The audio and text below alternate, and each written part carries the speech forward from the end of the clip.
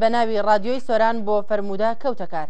سەرلابیانی ئەمڕۆ بە ئامادەبوونی بەرپرسی مەڵبەندی هەشتی سۆرانی کۆمەڵی ئیسلامی و بەڕێوەبەر و کارمەندانی دەنگی کۆمەڵ، ڕادیۆی سۆران و ئەندام و کارگەڕانی مەڵبەند یەکەمین ڕادیۆی فەرموودە لە سۆران بە ناوی ڕادیۆی سۆران بۆ فەرموودە کەوتە کار. ڕادیۆی سۆران بۆ فەرموودە 24 کاتژمێر پەخش دەکات، ماوەیەکە لەلایەن دەنگی کۆمەڵ ڕادیۆی سۆران کار بۆ دامەزراندنی دەکرێت.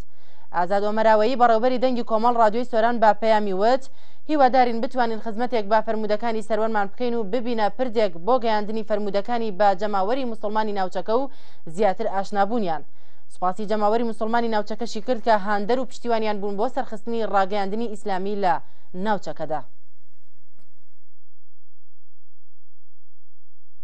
ئێمە لە ڕاگەیاندنی مەڵبەندی سۆرانی کۆمەڵی ئیسلامی لە